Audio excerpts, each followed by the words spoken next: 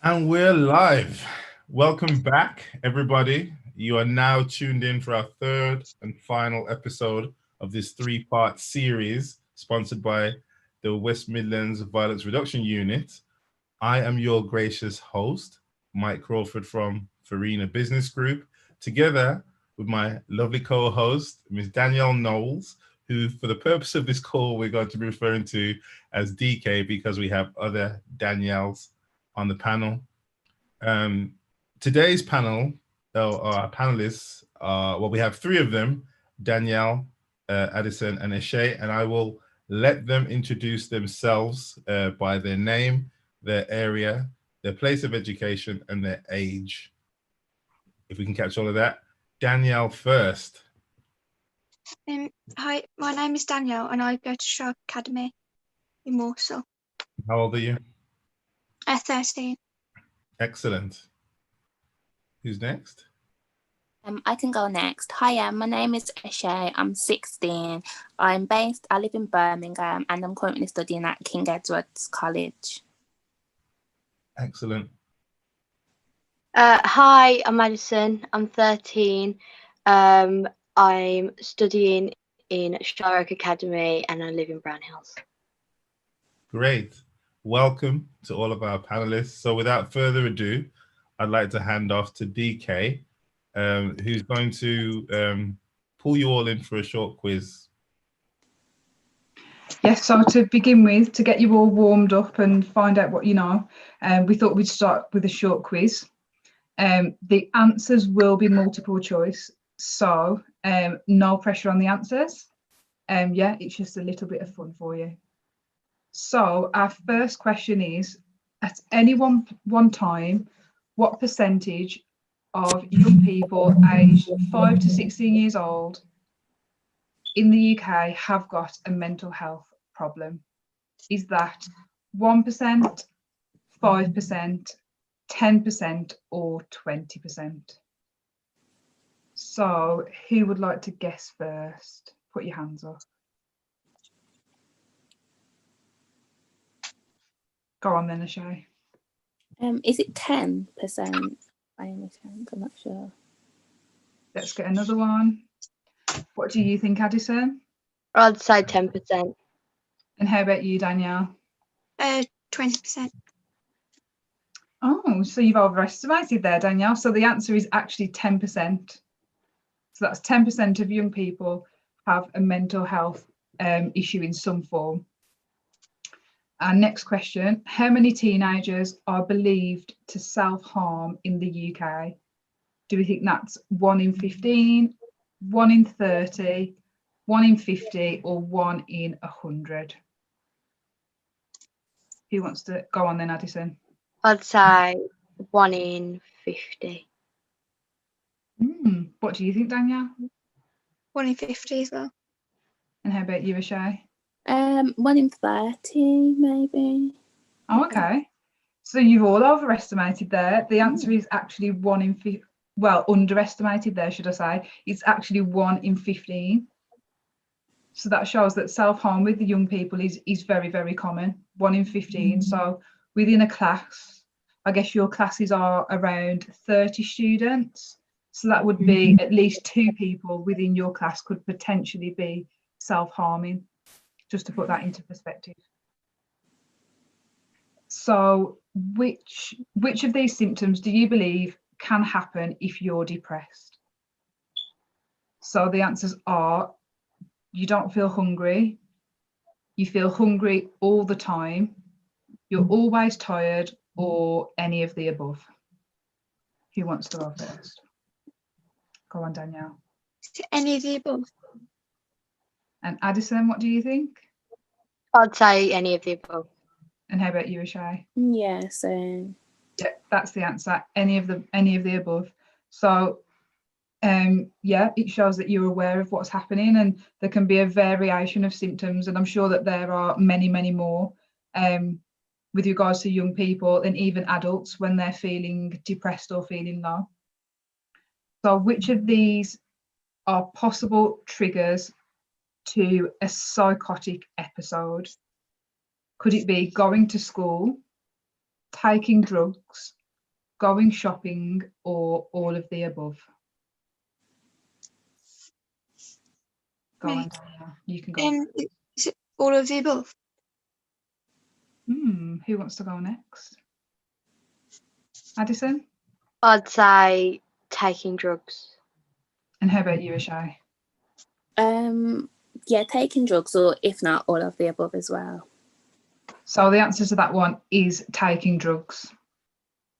So it's the little statement I've got is recent research claims that people using cannabis are 40% more likely than non-users to suffer psychotic illnesses such as schizophrenia. So yeah, it just shows that, you know, using drugs can potentially have these side effects. So our next question, what proportion of young people are worried about telling their friends that they have a mental health issue? So the first answer is 75%. Then we've got 50%, 25% and 10%. What do you think? Addison? I'd say 75%. How about you, Ashai? Yeah, 75%. And how about you, Danielle? 75%. Yeah, that is correct. 75% of young people are worried to tell their friends. So why do you think this could be? You got any ideas? So they don't want to put it on other people. They don't want to put pressure on other people for them to help the person with it. Potentially. What do you think, Addison? Because some people don't want to put their problems on other people, so they feel like, oh, I should just keep it to myself and I should just let everyone else live their life and everything. Potentially. And how about you, Ashai? They're probably scared of how their friends might react, and they might not want to really share what's going on with them in their lives with their friends. Definitely, that's very valid. So our next question, who among the following people has experienced serious mental health problems? So we've got J.K. Rowling, the author of Harry Potter, Catherine Tate, who's an actress, Demi Lovato, she's a singer, or is it all of the above? So who wants to go first? Danielle? Is it all of the above? Addison? I'd say all of the above. And how about you, Ashai? Yeah, all of the above. That is correct. So many well-known successful people have had mental health issues. J.K. Rowling suffered from depression. Catherine Tate experienced OCD when she was a child. And it doesn't actually say about Demi Lovato. But yeah, there is something that's happened with Demi Lovato, whether that's current or whether that's historical also. So it just shows that this can happen to absolutely anyone. So which of the following are real medical conditions? Diabetes, anxiety disorders, flu, or all of the above? Who wants to go first? Go on, Ashai. Was the question real medical disorders? Yeah, which ones are real? All of them. All of the above. Addison? Yeah, all of the above. And how about you, Danielle? All of the above. That's correct. So yes, we just have to be aware that mental health is a real illness. It's not something that people make up. The flu and things like that is tangible. We can see it, but mental health in some cases we can't. So it's just bearing that in mind. Next question. So how long do the majority of people with a mental health problem wait before choosing to tell their friends and family? Is it 2 months, 7 months, or over a year? Who wants to go first? Me. Go on then. Is it one over a year? Addison, what do you think? I'd say 7 months. And how about you, Ashai? Over a year. Yeah, so the answer is actually over a year. So it shows what you were saying before, that in some cases people are embarrassed. Sometimes they don't want to put the strain on others. Yeah, it's a real shame, to be honest, because we do need people to open up.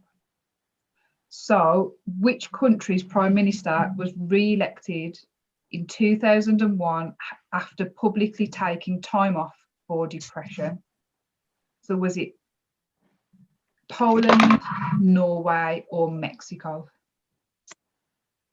Have a guess at this one. Go on, Addison.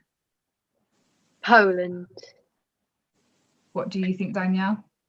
Mexico. And how about you, Ashay? Norway. So it was actually Norway. Yeah, the Prime Minister was experiencing a depressive episode and took 3 weeks off sick leave before returning back into office. So yeah, absolutely anyone this can happen to. So next we've got some historical figures. So which of these historical figures experienced mental health problems? Abraham Lincoln, Winston Churchill, or Florence Nightingale? So have a little think about your history lessons if you've heard anything. Who wants to go first?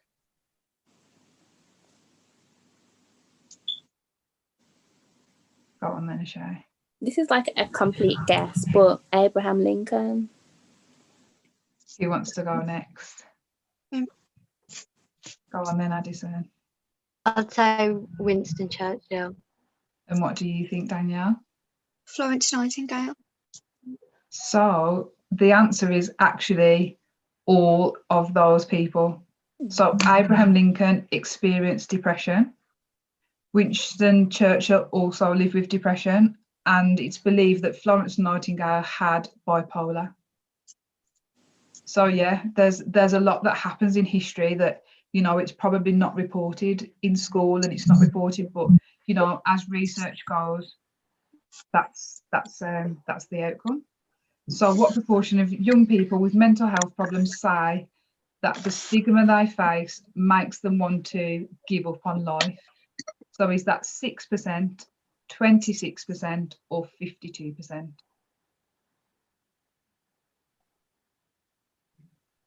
Who wants to go first?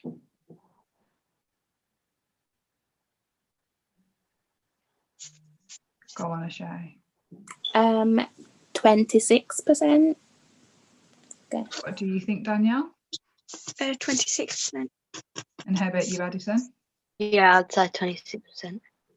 So that's correct. 1 in 10 people, 1 in 10 young people experience a mental health problem. And a survey suggests that 26% of those young people do feel stigma. So, you know, they do feel judged by people with their condition, and it does make them want to potentially give up on life. So that's quite a sad thing to learn, isn't it? So yeah, well done on the quiz. You all did quite well. And on to your discussion with Mike. Excellent. What did you guys think of the quiz? Yeah, it was It's good. good. All right. Thank you, DK. Yeah, I learned a few things as well. Winston Churchill. I thought he was solid, and he was. But yeah, it just goes to show mental health can turn up in some really unexpected places with some unexpected people. We never really know who's suffering. Okay, so moving into the next part. What is mental health? We've just spoken about it. Who can give me a definition or their definition of mental health? Does anybody dare? By show of hands. Okay, I think Addison was first. Go ahead, Addison. I believe that mental health is something that may affect your social and emotional well-being. I think you're reading exactly the same definition as me. Well done. Eshe, would you like to have a go? Yeah, same with what Addison said, and kind of like you can be mentally healthy and mentally ill. Like you can go up and down like every single day. Like it can change. It doesn't have to be like, oh, I'm upset, so I'm mentally ill. Like this, it can change all the time. Yeah. Right. Very good. Very good. It was just a general question to the group. We don't all have to answer it. The definition that I'm pulling up here is mental health includes our emotional, psychological, and social well-being. It affects how we think, feel, and act. It also helps determine how we handle stress, relate to others, and make choices. Mental health is important at every stage of life, from childhood and adolescence through to adulthood. So it's a big deal, is what we're getting. So yes, as well as working for the Farina Business Group, I also work with charities and I work with young people. And often, young people, I speak with lots of young people, and they tell me things, and sometimes they tell me things that other people have told them about mental health issues. So sometimes it's not a very direct conversation. I can imagine that some of you also know, I'm not asking anybody to volunteer their own situations, but maybe you know some people that have struggled with mental health, and or they know somebody who knows somebody who has struggled with mental health. And I wanted to ask, what current issues do you think are impacting young people's mental health? And I'd like to ask that question to Addison. Maybe just anyone that has experienced like maybe a passing of a loved one, or maybe just any sort of trauma that they've maybe been through, and it's just affecting them, or maybe just like even just stress of maybe like school and like stuff like that. Okay, excellent. Danielle, can Yeah, you go ahead? like stress from school and like, different troubles at school that they don't believe. What type of things at school? Like bullying or they don't bullying. Okay, understood. Ashay, what current issues do you think are impacting young people's mental health? I think maybe like education as well, and maybe like the stress of being successful and doing something with their lives, or like Addison said, just anything, like if they've lost a loved one and stuff like that, or maybe it's like the current situation now, like coronavirus and all the lockdowns and stuff like that. Yeah. Okay, so how do you think in what way could coronavirus be impacting people's mental health? Like the restrictions, like not being able to see their family and friends, may affect their mental health, or if someone has fallen ill that they know and it's upset them, stuff like that. Yeah. Can anybody think of any others? If I was to say social media, is that one? Yeah. Yeah. What is it about social media, Addison? Because obviously maybe if you like post something, or if anyone can find a way to put like an embarrassing picture of you on there, that can really have an effect on you. Because maybe if you just don't like the picture, maybe like cyberbullying, stuff like that, that can affect you and stuff like that. Yeah. Okay. Does anybody else have anything to add? How about youth violence? How might that be affecting people's mental health? Who wants to have a go? Go on, Ashay. People may be like scared in their area due to youth violence and not really leaving the house, and that can really affect you mentally. Or like even if someone they know is involved in it, or if even like the person themselves are involved and don't want to be involved anymore, that can like majorly affect their mental health. What are your thoughts on gaming? Does that affect anybody's mental health? I'm not a big gamer. Sometimes I walk past family members that are gaming and I hear interesting dialogue that seems quite stressful. No? No. Okay.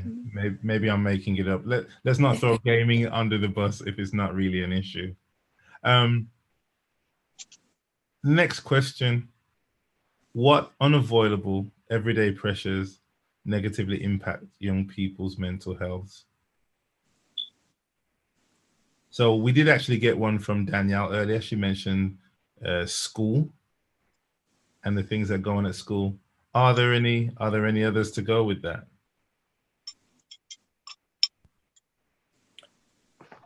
And I guess just bear in mind that this could be situations relating to any young person, not necessarily things that you would find stressful, but things that you may see that other people find stressful too. If I was to say, go ahead. There could be stress from schoolwork, 'cause the teacher not pushing them too hard and expects more off them. Okay. Agree. Go on, Eshe.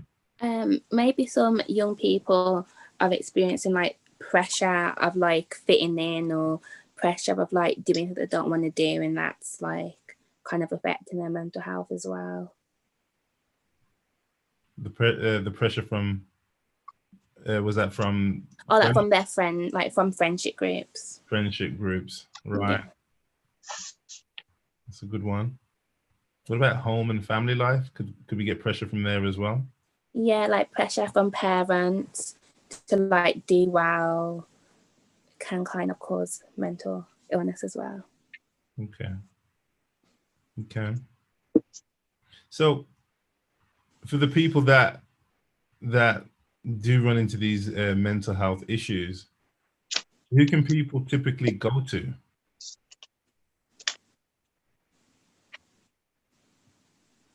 And I know when I get stuck with things, I have a friend or a band of friends that I can call up in blah, blah, blah, blah, blah, and they'll listen. But who can volunteer? Ishay? I see the finger going up. Yeah, friends is good, and also families. And they also know like at school, you have like teachers, or there's like student support, counselors at school, someone you feel like you can talk to. Yeah. Right. Do you have counselors at the school that you go to, or is? Okay. Yeah. And Danielle, do you have counselors at your school? Yeah. Okay, so this must be a new age thing. I'm blatantly old. Where else do you think, Danielle, people can typically go to with their mental health issues? They can just go to anyone that could just go to an adult that I trust. Okay. Would you like to chime in with anything, Addison? Yeah, maybe like a counsellor, like as Shane and Danielle said. Maybe like like a really, really trusted friend or a trusted adult, or maybe if you actually really trust your parents, you could maybe go to them as well. Okay. So I think Danielle mentioned counselling. What types of counselling outside of school are you all aware of? Maybe Danielle, as you mentioned counselling. It wasn't me. It was Eshay who said it. Eshay, okay, sorry, Eshay, swapping things around. Counselling outside of school. I know you can probably like go to like therapy through like the NHS, but I'm not really sure of any organisations now that will do counselling. Addison or Danielle, are you aware of any organisations? No, not really. No. Have you heard of Kooth? Kooth? Nope. No. Shout? It's called Shout 85258. No. The NSPCC? Yeah. Oh yeah, I've heard of that one. Samaritans? Yeah. Okay, Yeah. so you've heard of a couple. Okay. So do you think, and we've asked this in another session, but for a different topic, do you think that young people can and would access mental health support online? And I'm firing that question at Shay. I see you nodding. Yeah, I do think they would. It depends though, because I think maybe they would feel more comfortable if they're like face to face and really in front of that person in real life, compared to just talking over a screen. But I do think if the person is in need, then they won't doubt it, like giving it a try. Yeah. Does anybody else have anything to add to that? Do you think young people can and would access the online services? I've got something. Maybe if they, like Shay said, maybe if they were like actually proper suffering, they would take it. But like Shay said again, some people would actually like it to be face to face, and also you could have your private space to physically just say what you want. As well, if maybe you're at home or just in like a room, people can like overhear, and then maybe you just might not say all of it, or maybe most of it might not even be true because you don't want people overhearing. Right. Yeah. Those are definite some downsides to it. What are some upsides? That more and more people are using online, using the internet, so they might feel more comfortable using like Zoom and different software like that if they know more people are using it. That is definitely an upside. One that comes to my mind is also if you want to keep it discreet and a little bit more private, if you have to say to somebody, oh, I'm going to disappear after school for 2 hours because I need to get there and get back, that might be a little bit more, you know, a little bit more obvious than nipping into your bedroom to take a half-an-hour call. But all points are valid, for and against, and it's interesting. Yeah. Okay. Well, yes. Let's move on to the next question. This question is about mentoring. Who knows what a mentor is? By a show of hands. Okay. I see Eshe volunteering. What's a mentor? I don't think I'm completely sure. I think is it kind of someone like an adult, or even if you're adult yourself, to someone who's there to kind of keep you on track, and someone who you keep going to like show progress, and someone who kind of helps you progress as well. Yeah, that's pretty accurate. So it's somebody ideally who knows something about the objectives that you're trying to achieve or the goals that you're trying to achieve, and they can help keep you accountable and kind of stay on your back a little bit and make sure that you're doing the things that you say that you're going to do. Does that sound familiar? Mm-hmm. Okay. Do you have mentors at schools and at college? I don't know about schools. No, I don't have. I'm not sure if there's mentors at my college, but I do know that there was mentors at my secondary school for some kids. Do you think that mentors would be able to support young people with mental health issues?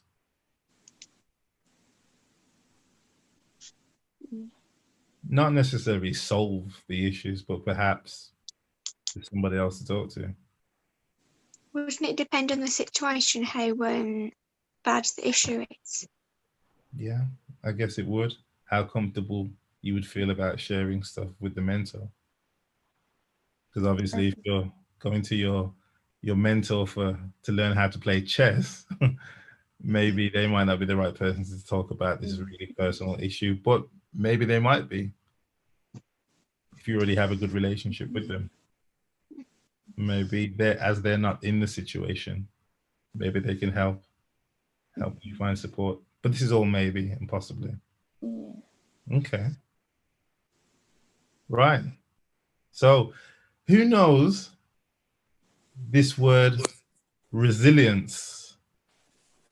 Does anybody know what that word means? Or could they give us a definition? Go ahead, Addison.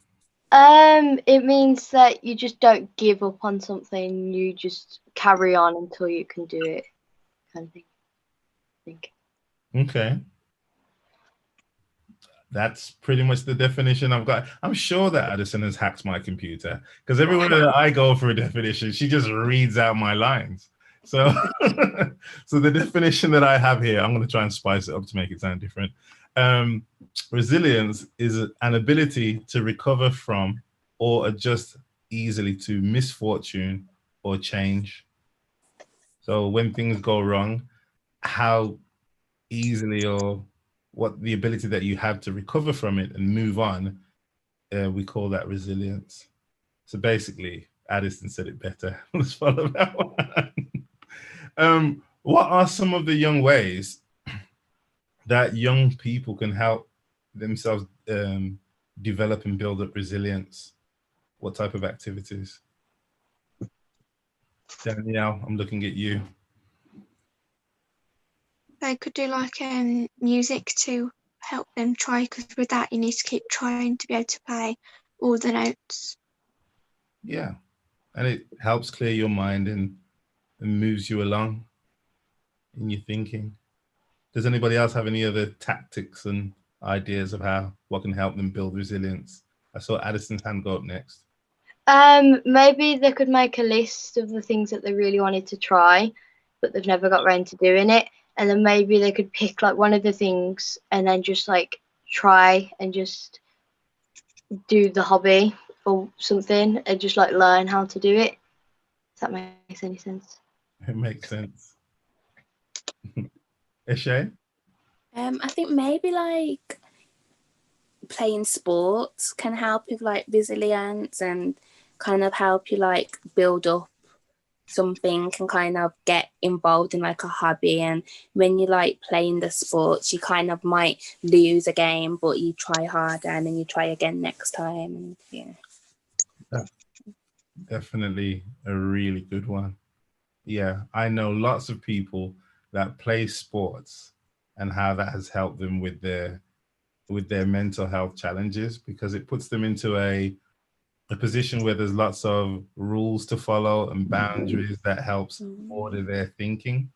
And yeah, it's less chaotic than other parts of their life. So they really enjoy the sports. They like the rules part of it. Okay. That's it. Enough about resilience. How does everybody think we're doing? Do we feel like we know a little bit more about mental health? yeah. Okay. How about DK? Miss Knowles, do you know a little bit about mental health and resilience now? Definitely. I think it's great to hear of what our young people are saying, and it just gives a different perspective. Because of course I'm not 16 anymore. Yeah, you know. No. So it's good to hear a different perspective on the world that we're living in today and how that's affecting young people, and how the different avenues of support can be used, or whether they feel that they're helpful. Okay, good. Right. Did we have any questions from our online audience on this particular topic? No, we've not had any questions in this week. Okay. So the floor is all ours this week. Okay, excellent. In that case, the mental health part of our conversation, I would like to bring to a close. And then we could also speak with our panelists, Eshe, Danielle, and Addison, about how they have found this three-part series and how they feel it has gone. So with the first being about COVID-19, with the second being about youth violence, and the third one this week, we talked about mental health. So it's open mics for everybody. Talk amongst yourselves. But how do you think, how have you found this? I think it has been like a good way to hear lots of other people's opinions about certain situations, and I think it's been a good way to also learn new things and kind of open up something new that you maybe wouldn't really be talking about on a daily or talking about really ever. So yeah. Okay. Danielle, how have you found this? I find it quite good because we've been able to show people what was happening around here and what they needed to know. Okay. Good. And Addison, would you like to chime in?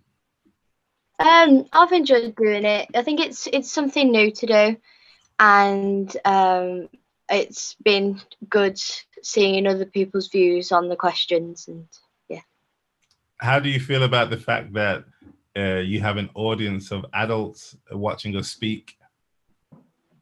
I think it's fine because I can't really see them. So I can't see them either. If it were 5 or 500, we'd still be just here as us, right? How does everybody else feel about us talking in front of an audience of adults? I think it's quite okay, to be honest. I think it kind of, in a way, builds confidence because you know that people are watching you, and you kind of think, oh, okay, then maybe if it was another way around where I could see them, I'll be okay with it. And if I'm able to do this, then that's good, and like it makes me a bit proud. What was that, Danielle? It's been quite all right. We haven't actually been able to. We haven't saw the people who were watching it. Okay, so this is a good format to use. Let's keep them shut out of the way, and then everybody can focus on the conversation. Would you do it again? Yeah, I'll do it again. Yeah. And would you recommend it to friends? Yeah. yeah. How do you think we could make it better?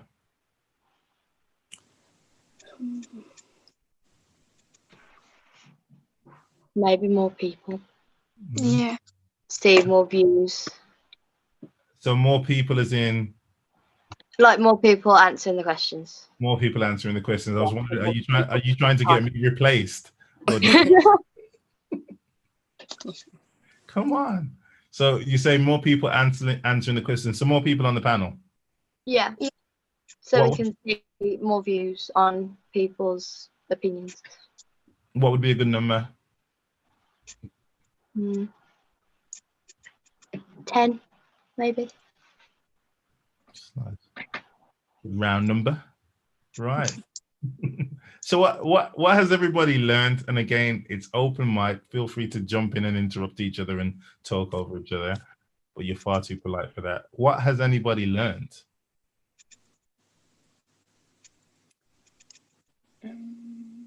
Shall I pick on somebody?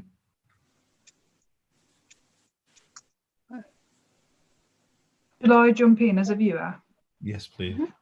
So as a viewer, I guess I've learned to listen to the views of young people and to ensure that when we're shaping services, we take your views into account before shaping them. And then as a person that's watched you over the 3 weeks over this journey, I feel that you've all definitely grown in confidence, and you've definitely learned how to share your views. And from week 1 to week 3, because I've had to watch the videos back as well, there's such a difference in you, and it's lovely to see how you've grown. You're happy to speak and say you agree, and in some cases that you disagree with each other as well. So it's been fantastic, and I think you should all be really, really proud of yourselves. Thank you.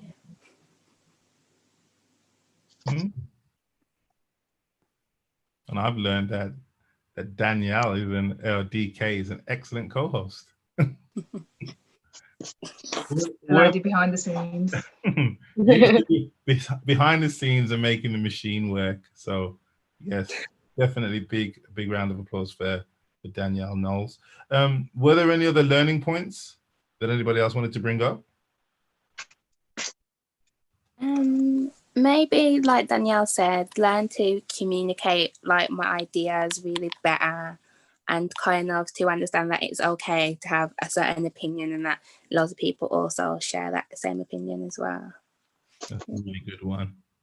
And that everybody's opinion is valid, but it is still just an opinion. It's not the facts, it's not the rules, it's just an opinion, and we can all have them, and it's fine. Right.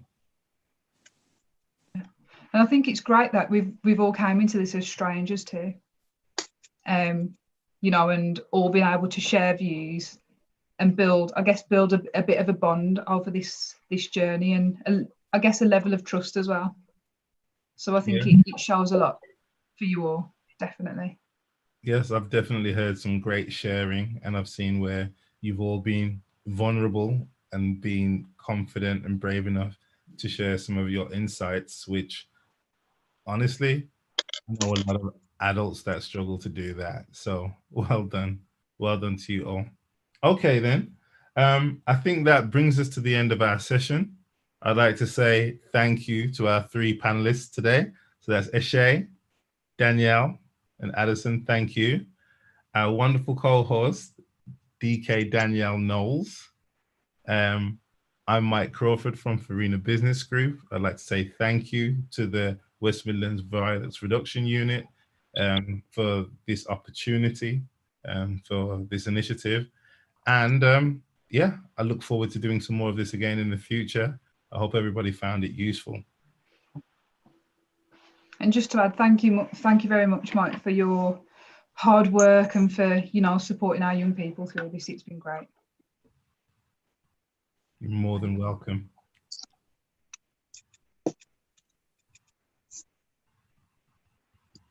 End. We're not live anymore. Yay!